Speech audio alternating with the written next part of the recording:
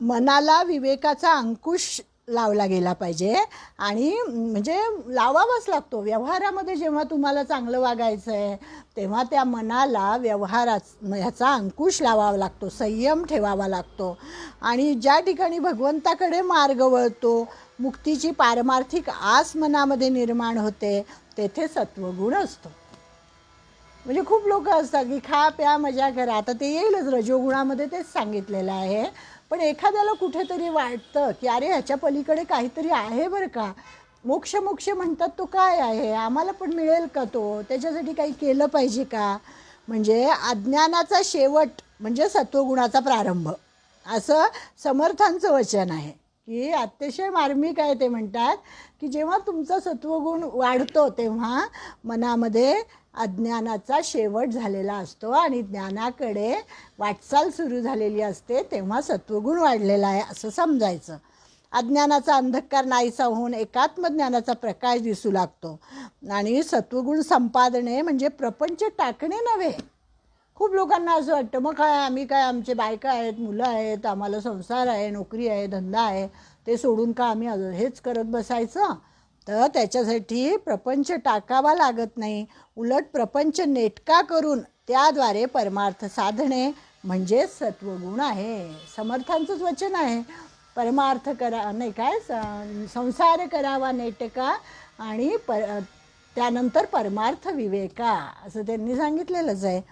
म्हणजे आधी परमार्थ नेटका करा, पण तो इतकाही नेटका करू नका की त्याच्यामध्येच गुंतून बसा.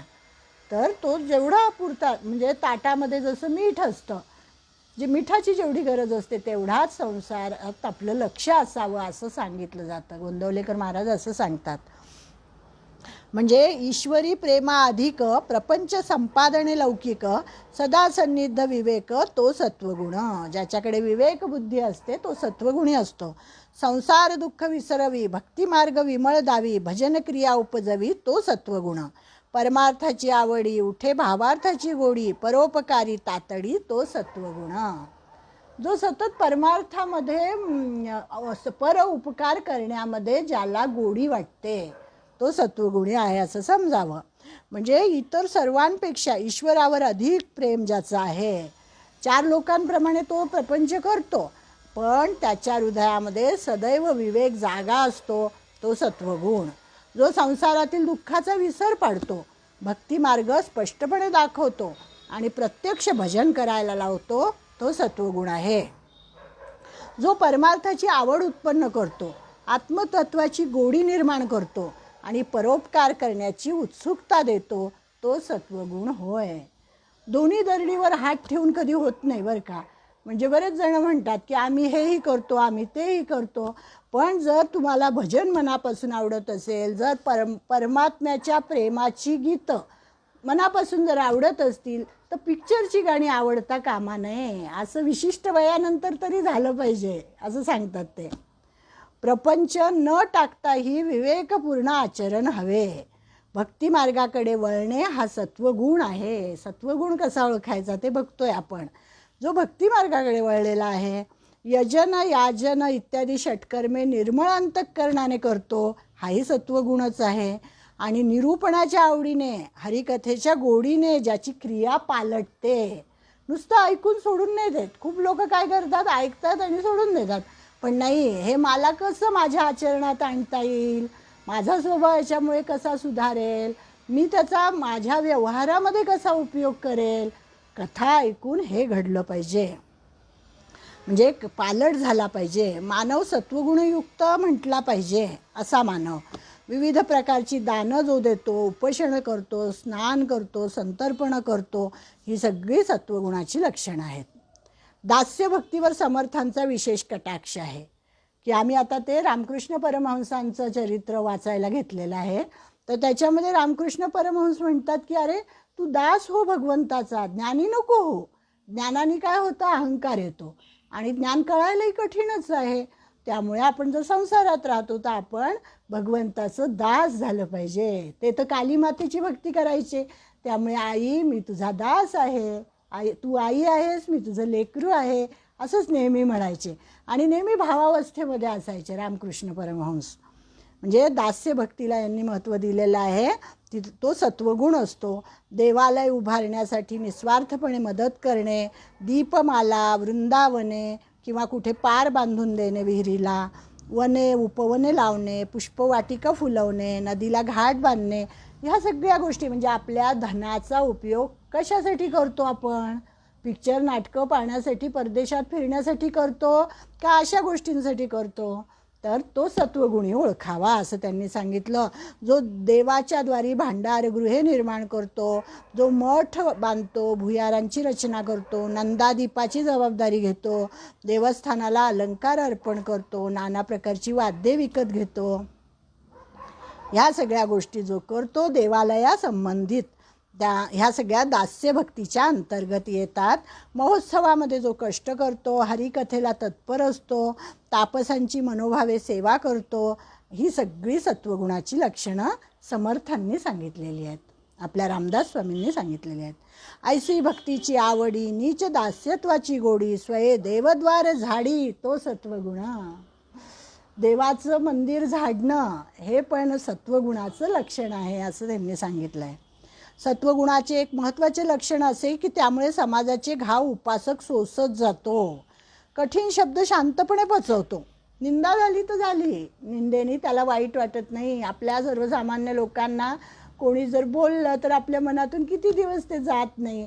पण हा जो सत्वगुणी असतो हा कठीण शब्दसुद्धा शांतपणे पचवतो आणि अभिमान त्याचा गळून जातो. निष्काम बुद्धीने तो कीर्तनाची परंपरा चालवतो, परमेश्वराचे गुणानुवाद करत त्याचा जीव तल्लीन होतो.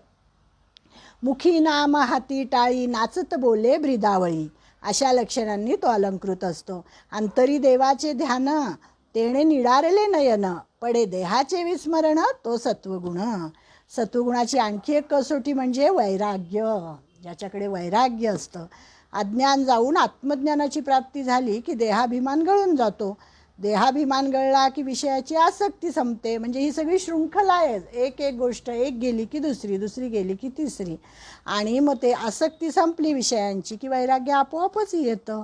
आणि मग मायेचं स्वरूप त्याला कळतं, जीवन कसं मिथ्या आहे हे त्याला कळतं. आणि यालाच समर्थांनी सत्वगुण म्हटलेलं आहे. आपल्या आश्रमाचा त्याग न करता ईश्वराची प्रीती जागवणे म्हणजे सत्वगुण आहे. छान सांगितलं सत्वगुणाबद्दल.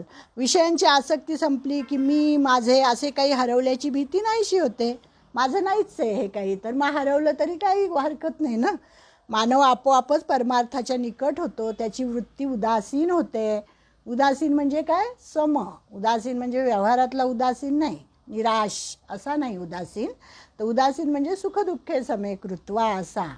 पदार्थाऐवजी त्याचा भावार्थ भगवंतात रमतो.